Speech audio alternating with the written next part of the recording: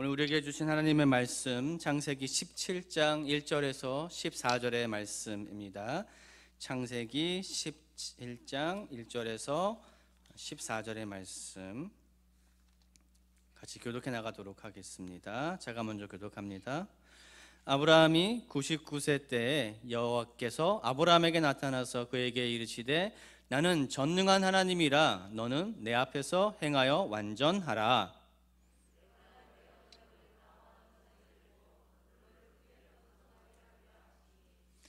아브라함이 엎드렸더니 하나님이 또 그에게 말씀하여 이르시되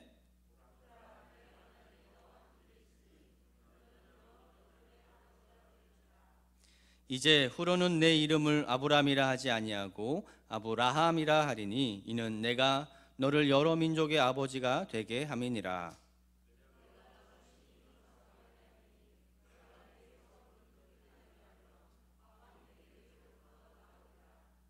내가 내 언약을 나와 너 및 내 대대 후손 사이에 세워서 영원한 언약을 삼고 너와 내 후손의 하나님이 되리라.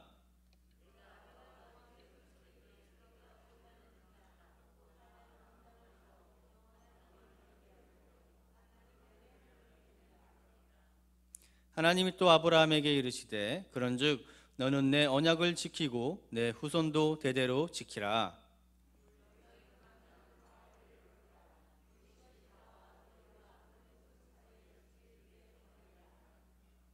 너희는 포피를 베어라. 이것이 나와 너희 사이의 언약의 증표이니라.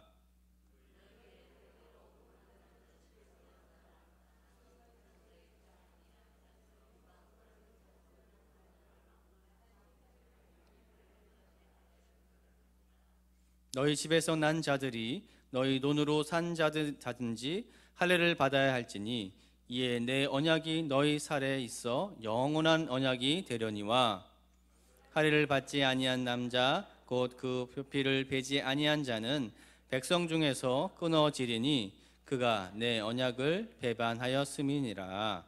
아멘. 오늘 베리트 올람이란 영원한 언약이라는 말씀의 제목을 가지고 박현식 목사님 나오셔서 말씀 선포해 주시겠습니다.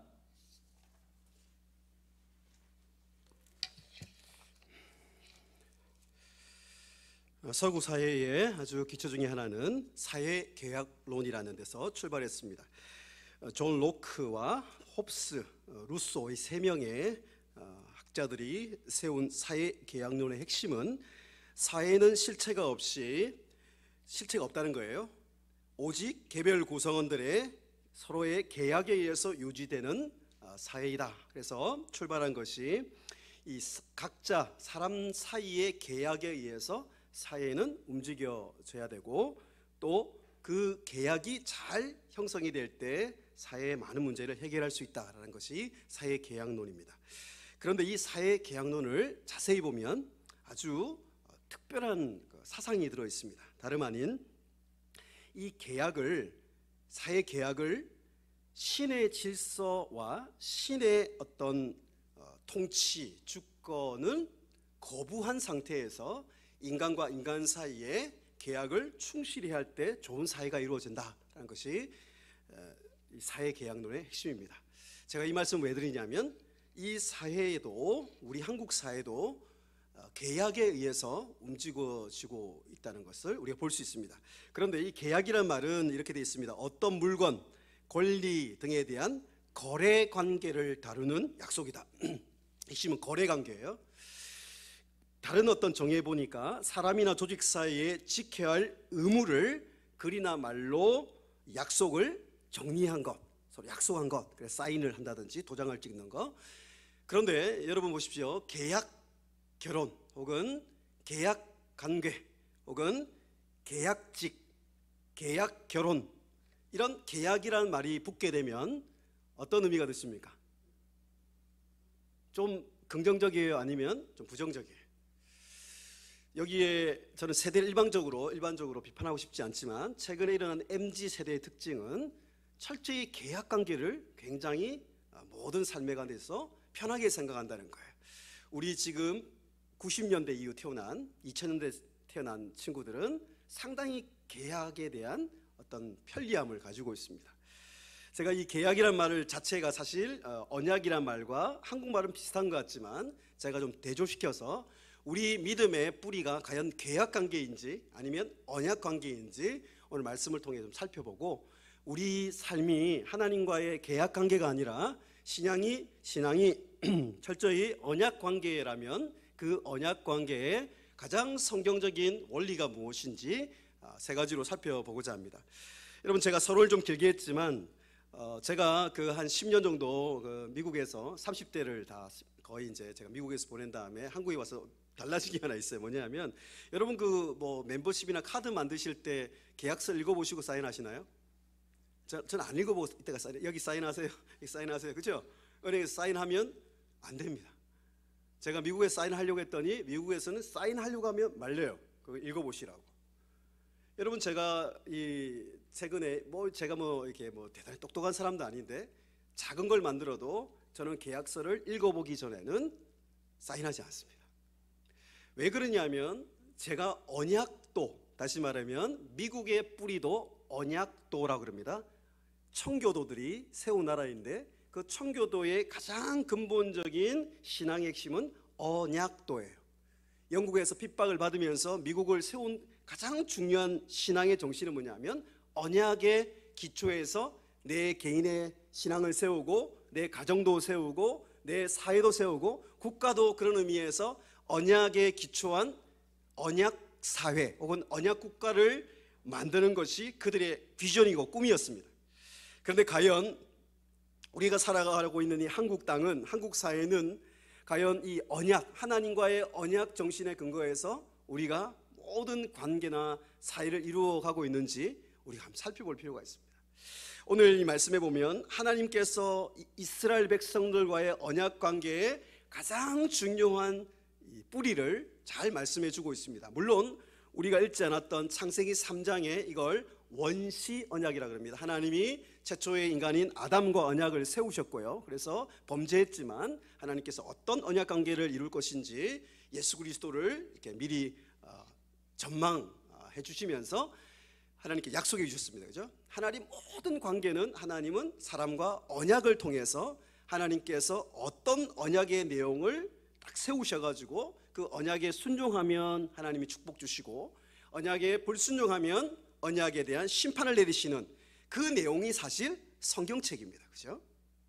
사실 노아 언약을 제가 처음부터 시작하려고 했는데 아브라함 언약이 저는 오늘 본문이고요. 노아 언약도 여러분 아시다시피 하나님이 그 언약을 맺었는데 그 언약을 깨트리고, 이 카라테라 그러는데 언약을 깨트리는 것 자체가 죄악의 본질입니다.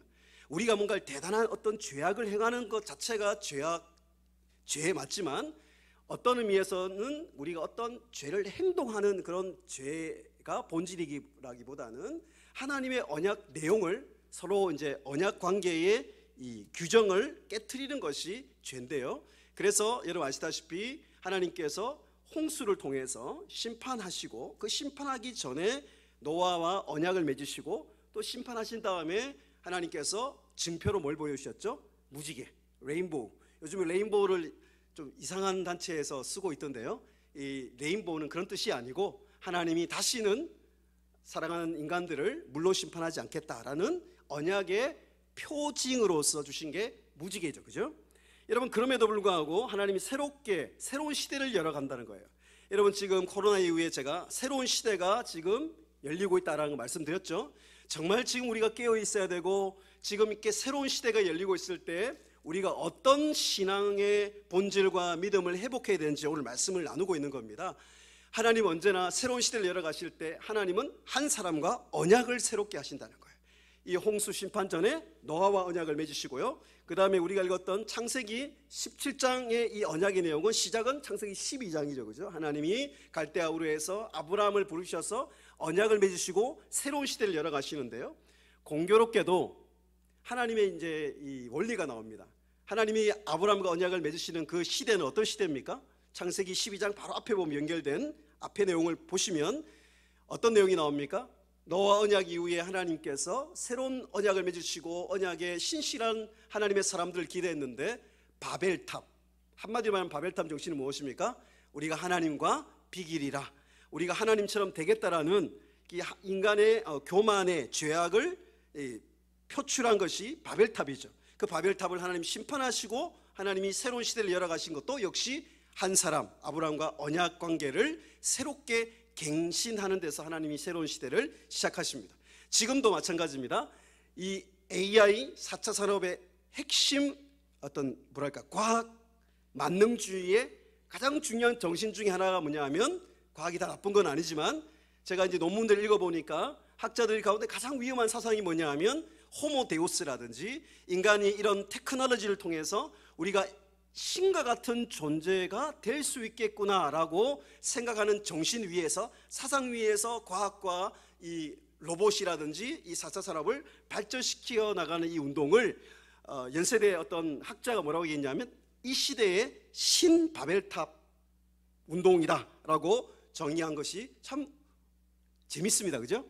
지금 이 시대도 하나님께서 우리에게 왜 언약관계를 새롭게 하라고 말씀하신지 제가 길게 이렇게 중요하게 말씀드렸습니다. 하나님께서 바벨탑 사건 심판 이후에 하나님이 아브라함을 부르셔서 하나님께서 언약을 맺으시고 그 본격적인 공식적인 언약은 15장과 17장에 있습니다. 17장에 언약의 오늘 첫 번째 제가 좀 말씀드리고 싶은 것은, 하나님이 이 커버넌트 언약을 맺으시는 것은 항상 공식, 다시 말하면 공식적인 하나님의 언약의 내용과 질서와 구조가 있습니다.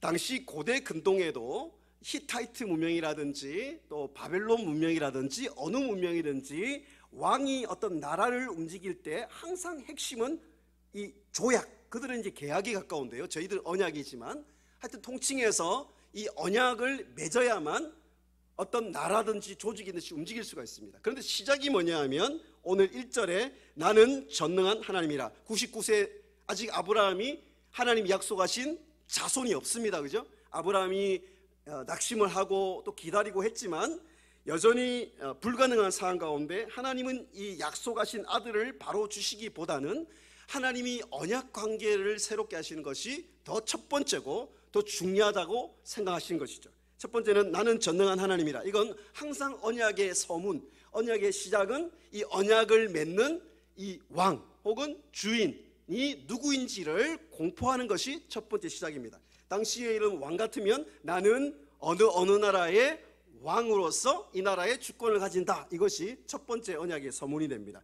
15장 1절에는 하나님께서 아브라함에게 나는 내 방패요 너의 영원한 상급이다. 하나님은 항상 언약을 맺으실 때 하나님이 누구신지 말씀해 주는 것에서 시작됩니다. 여기서 전능한 하나님이다. 이걸 가장 짧게 얘기했지만 이 속에 엄청난 언약의 하나님의 조건 아닌 조건이 들어있습니다. 다시 말하면 이 언약을 맺으시고 이루어가실 하나님이 한마디로 엘 샤다이, 그러니까 전능한 하나님 엘 샤다이라는 뜻은 첫 번째로 이 엘 샤다이라고 여러분 여기 한마디로 되어 있지만 엘 샤다이는 이렇게 제가 요약해 드릴 수 있습니다. 어떤 신과도 비교할 수 없는 no rivalry, 아무런 어떤 신과 어떤 종교의 그 우상들도 비교할 수 없는 전능한 분, 이게 엘샤다이고, 두 번째 뜻은 황폐한 곳에서도 그 풍성하게 그 사람이든 환경이든 황폐한 전혀 어떤 것이 자랄 수 없는 곳에서 그것을 세워나갈 수 있는 생명의 역사를 이루시는 분, 이게 엘샤다이고, 세 번째는 아브람과 직접적으로 연결되는데 어떤 인간적으로 어떤 생체의학적으로 어떤 불가능한 상황 속에서 약속을 반드시 이룰 수 있는 분, 이게 엘샤다이입니다. 여러분 언약을 맺으시는 첫 번째 언약 서문에 하나님이 엘샤다이라고 얘기하신 다음에 그 다음에 이 언약 조건이 딱 한 가지 나옵니다. 뭐냐면 2절에 내 언약, 이게 이제 히브리어로 베리티인데요. 베리티, 내 언약이란 말이 오늘 제가 세어보니까 13번이 나옵니다. 여러분 하나님이 이 언약을 왜 내 언약, 베리티, 내 언약이라고 말씀하실까요? 하나님은 이건 내 이름과 내 명성과 하나님의 존재와 하나님의 모든 것을 이름을 걸고 맺는 언약이라는 하나님의 굉장히 강조된 신적 맹세를 하고 있습니다. 잘 들어보십시오. 하나님은 이걸 계약해서 그죠? 이건 한 10년, 2년 계약하고 이거 잘 지키면 내가 축복 주고 아니면 이 계약 취소하든지 계약 갱신하든지 뭐 계약 한번 맺어보자, 그럼 맹세하지 않습니다. 하나님은 이 계약은 뭐라고요? 하나님의 이름과 하나님의 존재를 걸고 하나님이 반드시 지키는 약속이라고 오늘 말씀하는 거죠. 그래서 베리티란 내 언약이 10번 이상 나올 뿐 아니라 내 언약을 계속 강조하시면서 보세요. 이 영어 성경에도 잘 나와 있는데 예를 들어 6절 같은 경우 내가 번성하게 하리라, 내가 왕들이 나오게 하리라, 7절에 내가 세우리라, 8절에 내가 기업이 되게 하리라, 내가 하리라. 하나님은 내가 하리라는 이 하나님의 선언, 하나님이 하실 것이라는 이 자신의 맹세와 선언을 오늘 강조하고 있습니다. 여러분, 이렇게 강조할 수 있는 하나님의 약속과 하나님의 확신과 하나님의 자신감이 어디서 나옵니까? 우리의 신실함에서 나옵니까? 하나님은 지금 아브라함을 보실 때, 우리를 보실 때 이 언약을 우리가 완벽히 지킬 것을 하나님이 보시고 이렇게 맹세하시고 확신을 주신 걸까요? 그에 대한 답은 15장의 언약에 잘 나와 있습니다. 사실 15장이 하나님이 언약의 일종의 세레머니라고 하죠. 언약의 예식을 하신 다음에 17장에 아브라함과 공식 언약을 맺으셨거든요. 이 15장의 내용은 전에 제가 잠깐 말씀드린 적이 있는 것 같습니다. 하나님께서 아브라함에게 나타나셔서 이 자손이 없는 이 아브라함에게 나타나시고 말씀하시니까 아브라함이 내 종중에 엘리에셀이라고 괜찮은 친구 있는데 하나님이 엘리에셀 당시에 그 누지법에 의하면 합법적인 이 자손을 삼는 거였거든요. 그래서 자손이 없으니까 종중에 엘리에셀을 하나님 제가 삼고 하나님 약속 이루어 가겠습니다 말씀하시니까 하나님께서 별을 보라고 말씀하시면서 저 별과 같이 너희 후손이 많아질 것이다. 이 약속을, 이 믿음을 이 하나님께서 칭찬하시고 인정하신 다음에 8절부터 하나님이 이 언약의 가장 중요한 내 언약, 하나님이 맺으실 보증해 주시는 가장 중요한 언약의 이 예식을 아브라함과 함께 하십니다. 예식의 핵심은 뭐죠? 3년 된 염소와 숫양과 비둘기, 9절에 이런 짐승들을 반으로 쪼개 놓고 그 쪼갠 짐승들 보십시오. 얼마나 처절했겠어요, 그죠? 여기에 염소와 여기에 소와 이런 큰 짐승들도 반으로 쪼갰기 때문에 피가 낭자하고 굉장히 이 장면이 우리에게 중요한 장면입니다. 그런데 고대 근동에도 이런 예식이 있었대요. 그러니까 내가 왕이면 왕과 종이 언약을 맺고 조약을 맺고 이 조약을 잘 지키면 내가 어떤 군사 원조나 혹은 식량 원조를 해주겠다. 그러나 안 지키면 조금이라도 어기게 될 때는 짐승 쪼개라. 그리고 이게 카라테라 그러는데 짐승을 쪼개놓고 너 이 약속 지킬 거야 안 지킬 거야? 지키겠습니다. 그러면 저 짐승 사이로 지나가게 만듭니다. 종이 지나가게 만듭니다. 혹은 어떤 나라를 복속했을 때 전쟁에서 진 나라의 대표가 왕이 지나가게 됩니다. 그러면서 외치는 거예요. 나는 이 언약을 지키겠습니다. 이 약속을 지키지 않으면 이 짐승들처럼 저는 쪼개질 것을 언약합니다 라고 이 세레머니를 하게 되어 있는 거예요. 그런데 오늘 놀라운 장면이 나타납니다. 15장 17절에 아브라함이 너무 두렵고 이 장면에서 아브라함이 아마 학자들이 알았을 것 같아요. 왜냐하면 내가 지나가야 되는데, 그죠? 아브라함이 종이니까. 그런데 17절에 타는 횃불이 그 짐승 사이로 지나갔다고 얘기합니다. 그러면서 18절에 성경에서 가장 중요한 단어가 나옵니다. 그날에 여호와께서 아브라함과 더불어 무엇을 세웠다고요? 언약을 세워. 이 언약을 세웠다는 말이 히브리어로 베리트, 카라트, 베리트 연결되어 있는데 베리트라는 뜻은 이런 뜻입니다. 쪼개지다. 하나님과의 우리의 언약 관계에서 가장 중요한 단어가 뭐라고요? 베리트, 쪼개지는 거예요. 그런데 이 쪼개진 짐승이란 뜻이 무엇이라고요? 하나님과 우리의 언약 관계를 우리가 조금이라도 어기면 이 짐승처럼 언약의 심판을 받고 쪼개질 것이다 라는 것을 우리는 알고 있습니다. 그런데 이상한 점 한 가지는 여기에 아브라함이 지나갔다는 말이 없고 횃불이 지나갔어요. 그래서 학자들은 이 횃불을 하나님의 거룩한 임재라고 해석을 하는 거죠. 여러분, 이것이 하나님과 우리의 언약 관계에서 첫 번째 오늘 제가 원리를 말씀드린 겁니다. 하나님과 우리의 계약 관계가 아니고 언약 관계는 하나님이 대신 심판과 저주를 받으심으로 완벽하게 보증이 되는 언약 관계라는 것이 첫 번째 원리입니다.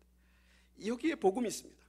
제가 잘 아는 친구 중에 미국의 하버드 대학과 보스턴에서 이 고대 근동 조약을 연구한 친구가 있어요. 아주 명석한 친구인데, 당시 성경 말고도 아까 말씀드린 고대 근동의 조약과 언약들이 많이 있습니다. 사실 그게 오늘날에도 있습니다.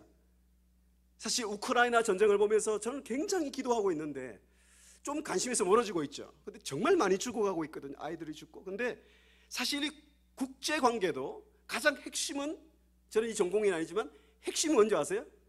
국제 조약, 약속을 지키는 거예요. 약속이 어기면 전쟁이 나는 거거든요. 여러분 오늘 잘 보시면은 하나님께서 아까 그 친구가 얘기한 거 뭐냐면, 하나님이 맺은 이 성경의 언약과 이 고대 근동의 이 역사상 나라들이 맺은, 제국들이 맺은 언약과의 차이가 뭘까요? 지금도 마찬가지 강대국인 미국이나 러시아나 이런 중국, 이런 강대국들이 국제 조약을 맺거든요. 그 조약과 하나님이 맺은 언약과의 차이가 무엇입니까? 많이 있지만 딱 한 가지를 꼽으라면, 어떤 고대 근동의 조약도 헤세드, 무조건적인 은혜라는 개념이 없습니다. 어떤 종교도 희소금 맺어요. 조건적으로. 그렇겠죠? 네가 나한테 조공을 잘 드리고 그 다음에 나한테 충성을 하면 내가 이런 축복을 줄 것이고, 네가 나를 배반하거나 이 언약을 조금이라도 어기면 이런 심판을 받을 것이다. 이게 뭐죠? 원래 조약과 언약의 핵심입니다.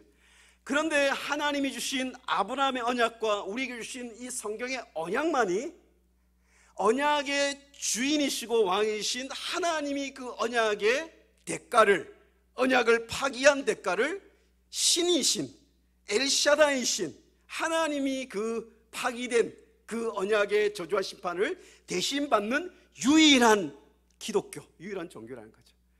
여러분 우리가 이걸 조금이라도 적용해 보면 우리 자녀들에게도 그렇고 이거 진짜 놀라운 복음입니다. 왜냐하면 하나님이 우리에게 언약 관계를 맺으신 이 첫 번째 원리가 우리의 모든 신학의 가장 근본적인 지지대가 되거든요. 왜냐하면 제가 청년들이나 많은 신앙하는 사람들 섬기고 가르치다 보니까 여전히 이 언약 관계인 걸 알겠는데, 이 언약을 어길 시에 나는 하나님에 의해서 버려짐을 당하거나 하나님에 의해서 나는 심판과 저주를 받을 수 있다는 생각을 가지신 분들이 의외로 너무 많더라고요.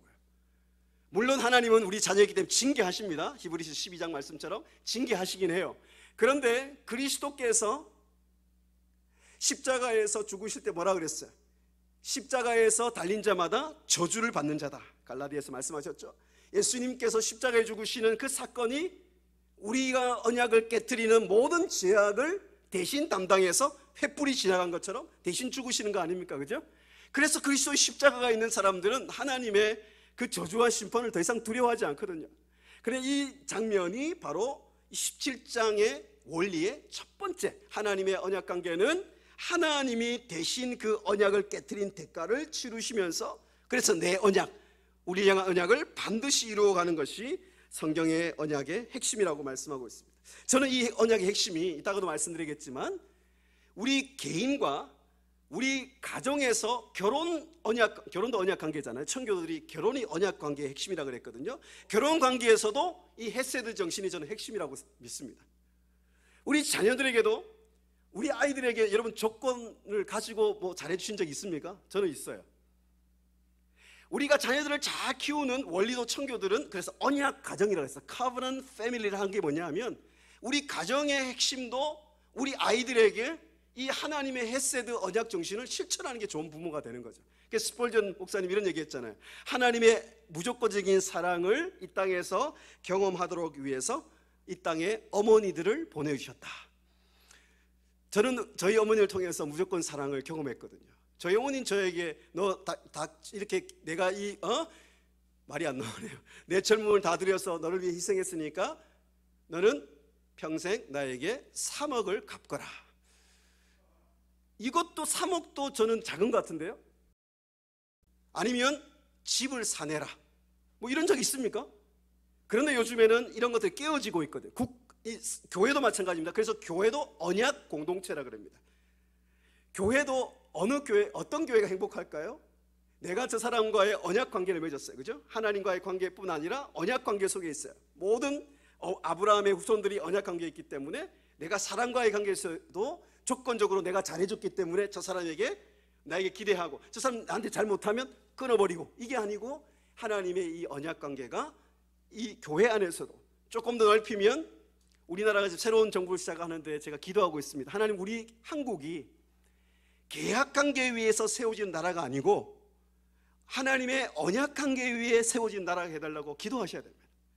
그래서 지도자는 항상 마음이 뭐냐면 고아와 가부와 가난한 자들과 억눌린 자들에게 자신의 헤세드가 가 있는 나라가 결국 언약 관계 위에 있는 나라가 되거든. 그래서 늘 계약 관계를 통해서 세우는 나라들은 이 나라가 아주 이상한 나라가 되는 거예요. 그런데 여러분, 스위스나, 지금은 좀 달라졌지만 스위스나 독일이나 그 언약이 건너간 화란이라든지, 그 화란 청교도들과 이 영국의 청교도를 건너간 미국이라든지, 강력한 나라, 하나님이 축복받는 나라들의 특징이 뭐죠? 이 언약 관계 위에서 법을 제정하고 이 법을 집행하고, 이런 나라들이 하나님의 축복을 받는다는 거죠. 오늘 두 번째는 뭐냐면, 하나님께서 이렇게 무조건적이고 은혜의 언약을 주신 것으로 언약이 모든 것이 성사되지 않습니다. 오늘 말씀에 보시면 언약 조건이 나온다 그랬죠. 1절에 너는 내 앞에서 행하여 완전하라.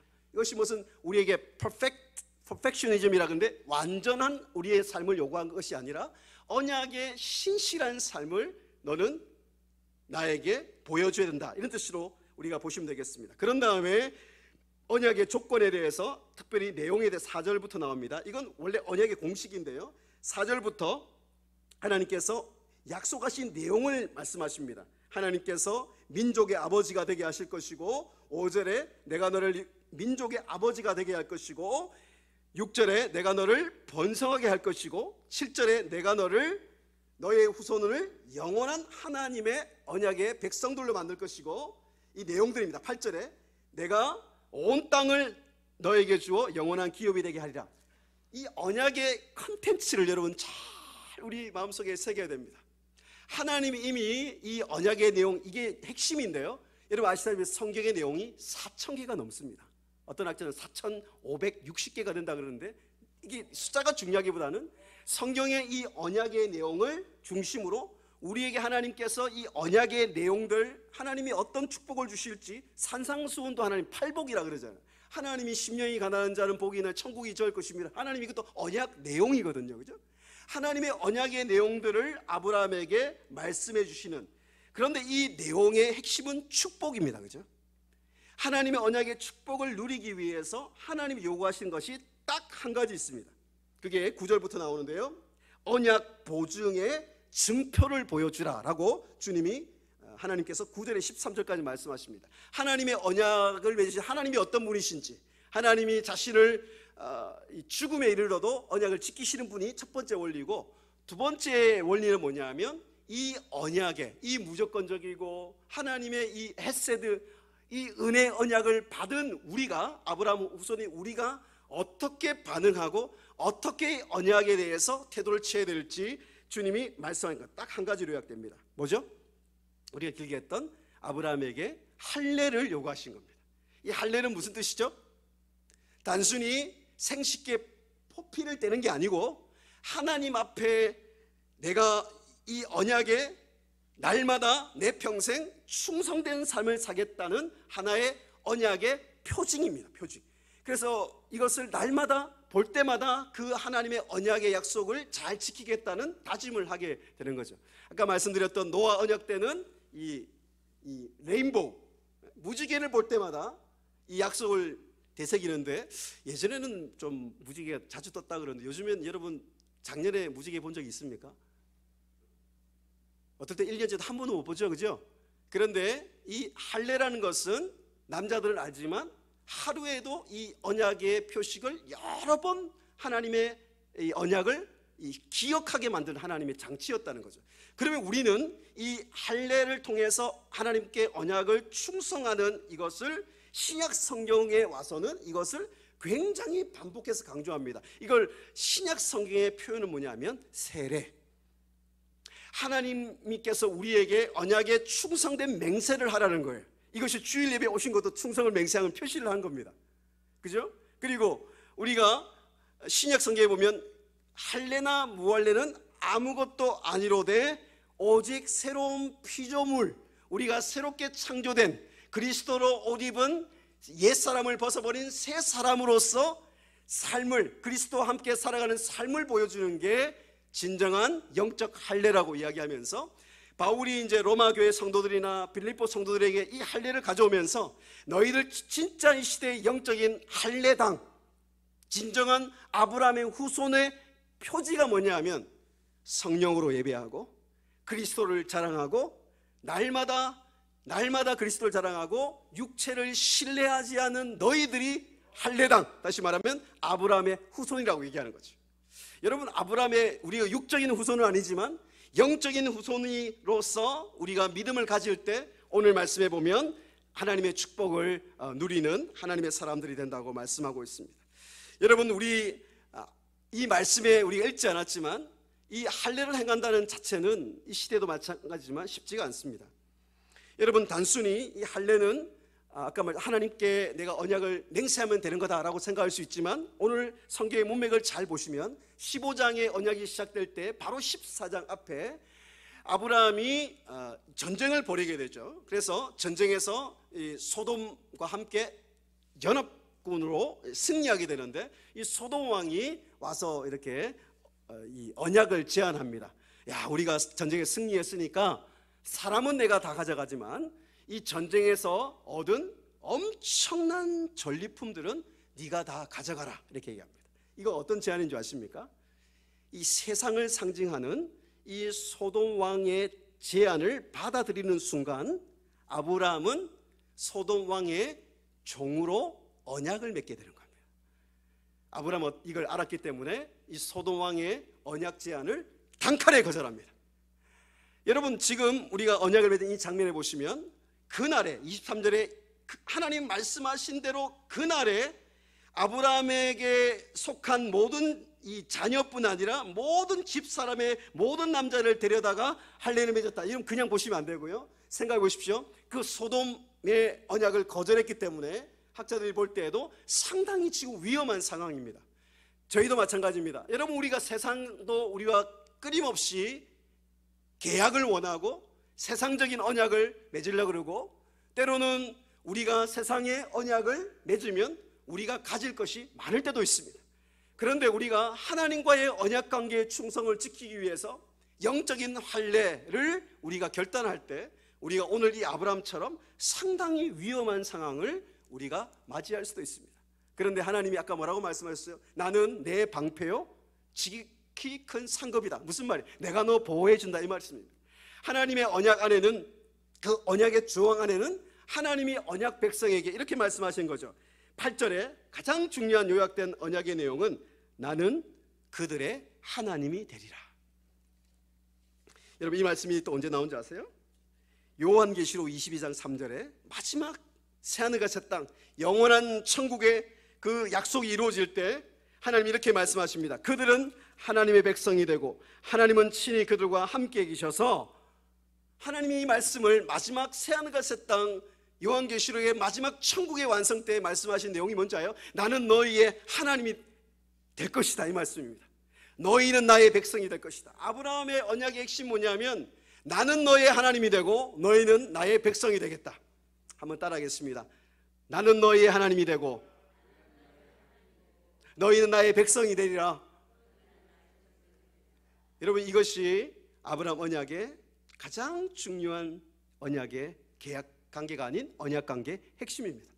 하나님이 이 내용을 말씀하실 때 하나님은 절대로 우리와 계약 관계를 맺으신 분이 아닙니다.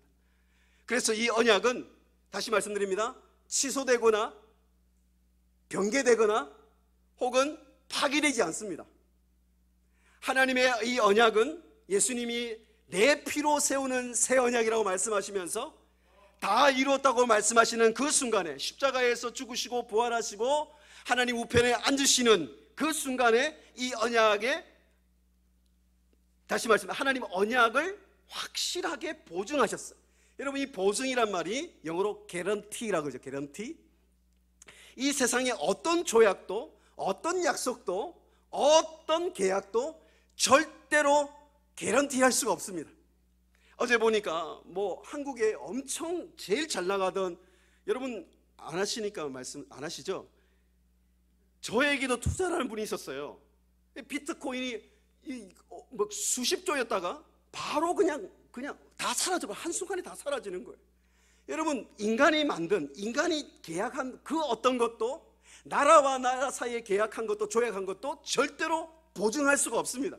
어떤 걸 보증할 수 있죠? 네, 하나님이 약속하신 것 빼고 여러분, 세상 사람들이 얼마나 불안하겠어요? 여러분, 어떤 계약도 완전하지 않습니다. 어제 보니까 어떤 사람이 900채를 가지고 있더라고요. 그런데 계약 다 해놨는데, 보증도 다 해놨는데 한순간에 그 계약 사라집니다. 여러분, 당시에 아브라함도 그랬고, 우리 시대를 살아왔던, 지금까지 수천 년을 살아왔던 모든 성도들은 그래서 아는 거예요. 이 믿음으로 산다는 것은 결국 세상의 계약을 붙드는 것이 아니라, 세상의 계약에 확실함을 붙드는 것이 아니라 하나님이 주시는 언약의 확실성을 붙드는 사람이라고 말씀하고 있어요. 여러분, 우리 자녀들에게도 이 의식을 심어주셔야 됩니다. 우리 자녀들에게 어떤 의식을 심어줘야 된다고요? 너는 하나님과 언약을 맺은 하나님의 사람이야. 하나님과 언약 관계를 맺은 사람이라는 것을 끊임없이 강조하는 것이 교육의 가장 핵심 대목이기도 합니다. 여러분, 저희 아들이 말씀드렸는데 국제정치학을 이번에 입학을 했어요. 그래서 제가 이번 여름방학에 특수 훈련을 시키려고 그래요. 성경의 창세기부터 계시록까지 제가 딱 얘기했습니다. 내가 지금까지 키워줬고, 또 대학의 등록금 한 학기만 대줄 테니까 조건적이긴 합니다. 저는 하나님이 아니기 때문에 그 대신 나와 약속해라. 하루에 딱 1시간, 창세기부터 계시록까지 하나님의 언약 관계를 통해서 어떻게 네가 하나님과 언약 관계를 맺어갈 뿐 아니라 국제 정치, 국제 관계학을 통해서 너는 외교관이 되고 국제 정치인이 되고 싶으니까 그 분야는 난 모르겠지만 앞으로 네가 해야 될 모든 그 사명의 핵심 언약 관계를 나와 공부하자. 약속 받았어요. 제가 여름 동안 하루에 1시간 성경 공부 시킬 거예요. 안 그럼 집에 쫓아낼 거예요. 왜냐하면 우리 아이들이 지금 받는 교육들 안에 언약 정신이 없습니다. 우리가 받는 교육 안에 어떤 교육과 사상이 이 하나님이 우리를 위해 대신 죽어서 언약을 이루어 간다. 그리고 우리도 하나님과 사람들에게 이 헌신을 해야 되는 언약 정신을 가르치는 데가 어디 있습니까? 그죠? 오늘 말씀에 세 번째는 하나님의 이 무조건적인 은혜의 헌신, 이것이 첫 번째 언약 정신을 말씀드렸고, 두 번째는 이 할례를 통해서 우리가 매일매일 하나님께 언약 충성을 맹세하는 것이 두 번째 언약의 원리인데요. 마지막 세 번째 간단히 살펴보겠습니다. 하나님의 언약적 헌신과 우리의 언약적 충성이 만날 때 이걸 전문용어 이렇게 합니다. 무조건적인 조건성. 말이 안 되는 것 같죠? 무조건적인 조건성. unconditional, 무조건적인데요. 하나님 언약은 절대 무조건적이지만 우리의 언약의 충성에 필요한 조건성을 담고 있습니다. 그리스도 안에서, 예수님께서 그리스도 안에서 모든 언약이 완성됐지만 성령 안에서 우리가 이 언약의 충성을 맹세하고, 그것이 기도일 수도 있고, 아까 말씀 자녀 교육일 수도 있고, 또 예배일 수도 있고, 이 언약의 충성을 맹세할 때 하나님 주신 약속이 있습니다. 오늘 그 약속이 굉장히 많이 강조되고 있는데, 아까 말씀드린 대로 가장 자주 나오는 단어가 7절에 내가 너로 심히 번성하게 하리라. 그리고 7절에 영원한 언약. 그래서 오늘 제목이 베리트 올람입니다. 하나님이 여러분에게 맺으신 이 축복의 언약은요, 무조건적일 뿐 아니라 영원한 언약이에요. 올람이라는 히브리어가 영원하다는 뜻이거든요. 우리가 맺은 어떤 언약이나 약속도 영원한 것이 전혀 없어요. 그죠?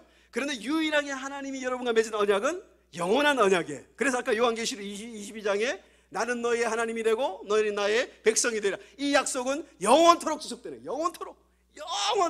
그래서 하나님이 주시는 이 축복의 8절에 구체적으로 나옵니다. 온 땅을 주어 영원한 기업이 되게 하고, 하나님이 우리에게 첫 번째 주시는 것은 하나님이 땅을 약속하십니다. 여러분, 아브라함에게 이 약속을 주셨지만 사실 애굽에 포로로 잡혀가서 430년이 지났죠. 지난주 얘기한 것처럼 430년이 지나도 하나님의 약속은 영원하고 변치 않는 언약이기 때문에 하나님 그 언약을 기억해서 출애굽해서 약속의 땅에 들어가게 하시는 거예요. 약속의 땅에 들어가서 언약을 깨뜨렸지만, 그래서 바벨론 포로로 잡혀갔지만 70년이 지나도 하나님은 이 베리트 올람을 기억하기 때문에 약속의 땅을 또 주시는 거예요. 여러분, 우리에게 주시는 것은 단순히 이 육체적인 세상의 땅이 아니고 하나님이 주신 기업이란 얘기입니다. 그래서 여러분 모두가 하나님의 유업을 받은 상속자라고 로마서 8장 얘기합니다. 여러분 모르겠지만 저는 상속받은 게 아무것도 없습니다. 믿음의 유산 외에는 없다고 말씀드렸죠. 그런데 우리 자녀들에게 말씀하십니다. 난 너에게 줄 유산이 하나도 없어.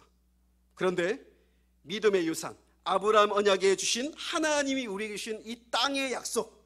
그래서 여러분 잘 들어보십시오. 하나님이 때로는 저 북한 땅이 우리에게 기업이 될 수도 있고요, 우리 아들에게 얘기합니다. 너는 전 세계를 다니면서 하나님 복음을 전하. 왜냐하면 전 세계가 너의 기업이기 때문에, 하나님 주신 약속, 기업이기 때문에. 여러분 보십시오. 저는 저 우크라이나도 기도하면서 이런 기도를 합니다. 하나님, 나토 조약이나 그 어떤 국제 조약이나 유엔도 저 전쟁을 막을 수도 없고, 하나님 저 전쟁이 끊임없이 계속되면서 비극이 일어나고 있는데, 하나님 저 땅에 평화의 언약, 헤세드가 임하게 해주십시오. 미국이나 러시아가 풀 수 있는 게 아니고, 나토 조약이 저걸 풀 수 있는 게 아니고 하나님의 언약만이 저 문제를 해결할 수 있습니다. 그럼 어떻게 해야 돼요? 여러분 좀 얘기 좀 해주세요. 미국 대통령이 나서야죠. 나서서 더 이상 한 명이라도 안 죽게 해달라고 가서 언약을 빌어야죠. 그죠? 또 우리 백성들이 기도해야죠. 그죠? 여러분, 우리 한국 사회도 마찬가지입니다. 한국 사회가 새로운 정부가 들었다고 저는 새로운 나라가 될 거라고 저는 기대하지 않습니다. 이 정부나 이 사회가 오늘 이 말씀해 보고 하나님의 언약의 정신, 이 하나님의 헤세드 정신을 가지고 모든 이 정치를 해나갈 때 우리나라에 하나님 나라가 임하지 않겠습니까? 이 땅을 하나님 우리에게 주시지 않겠습니까? 이 땅, 그리고 하나님이 기업을 준다고 말씀하셨죠. 기업을 주시고, 하나님께서 오늘 궁극적으로 아브라함에게 99세인데 하나님께서 이 이삭이라는 약속의 후손을 주시지 않습니까? 우리에게 적용해 보면 우리 여러분 자녀들과 우리 다음 세대를 우리에게는 하나님 기업으로 주셨습니다. 지난주 말씀드린 것처럼 지금 주일학교에 30%가 없어졌고 2030년 정도가 이대로 가면 전국의 주일학교의 90%가 없어진다는 전망이 나오고 있는 이때에 아브라함의 언약을 붙들고 우리는 다음 세대에 우리를 헌신하셔야 됩니다. 하나님이 우리에게 헌신하셨듯이, 그 쪼개지는 그 짐승 사이로 하나님이 지나가셨듯이 여러분은 다음 세대를 위해서 어떤 헌신하고 계시지요? 저도 이 말씀 듣고 정신을 바짝 차리고 일어섰습니다. 나는 이 하나님의 언약의 정신으로 어떤 충성과 어떤 커미트먼트와 헌신을 하고 있느냐, 하나님 우리에게 묻고 계십니다. 하나님 우리에게 땅을 주시고 기업을 주시고 하나님 나라를 우리에게 유업으로 주셨지만, 그 하나님 나라를 우리가 누리고 우리 다음 세대에게 그 하나님 나라를 유산으로 주기 위해서는 반드시 우리에게 언약의 충성과 언약의 헌신이 필요하다고 오늘 말씀하고 있습니다. 그것이 언약의 정신입니다. 오늘 말씀을 통해서 하나님 이 말씀처럼 믿음이 없어 하나님 약속을 의심치 않고 믿음에 견고해져서 하나님께 영광을 돌리며 약속하신 것을 능히 이루실 줄 확신하였다. 그래서 바울이 뭐라고 얘기하는지 아세요? 하나님의 모든 언약과 약속은 그리스도 안에서 예가 되니, 예스가 되니, 그러므로 우리가 아멘하며 영광을 돌리게 됩니다. 아브라함의 영적인 후손인 여러분들은 하나님의 약속이 모두가 그리스도 안에 예스가 돼요. 모두 예수님이 사인해 놓았어요. 그럼 뭘 하면 되죠? 이 계약서 가지고, 이 언약서를 가지고 가는 곳마다 이 언약은 이루어졌으니까 시행하시오, 시행하시오, 시행하시오. 그 예수님의 시행하신 언약을 여러분들은 시행하시는 일만 남았다는 것을 기억하시길 바랍니다. 그래서 우리가 이 하나님 나라를 경험하고 하나님 나라를 다음 세대에 전수하시는 언약 세대, 그래서 이 한국 사회와 온 세계가 언약에 근거한 하나님 나라가 임할 수 있도록 기도하시는 여러분 되시기를 축복합니다. 기도하겠습니다. 하나님 아버지, 언약에 신실하신 그 하나님, 우리가 언약에 불신실하고 언약을 깨트릴 때에도 그 쪼개진 짐승 사이로 하나님이 지나가시는 그 하나님의 희생과 헌신과 예수님의 십자가를 통해 우리를 향한 언약이 이루어지고 끝까지 영원토록 그 언약이 우리에게 유효하게 하나님 되게 하심을 감사합니다.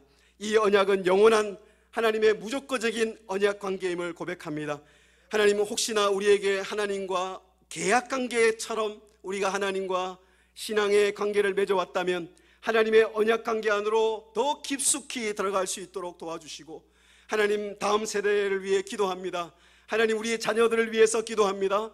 하나님 이 국가와 사회를 위해 기도합니다. 하나님 우리 가정과 교회와 우리 사회와 국가가 이 하나님의 언약 정신으로 돌아가게 하여 주시옵소서. 언약의 신실한 우리들이 되게 하여 주시옵소서. 약속을 잘 지키는, 내 손해가 있더라도 약속을 신실하게 지키는 하나님 이 사회가 되게 하여 주시고, 특별히 약자들과 하나님 저 우크라이나와 하나님 약속을 지킬 수도 없는 하나님 그 불쌍한 백성들에게 하나님의 언약의 축복을 나누어 줄 수 있는 그런 언약 백성들 되게 하여 주시옵소서. 감사드리며 예수님의 이름으로 기도하옵나이다. 아멘.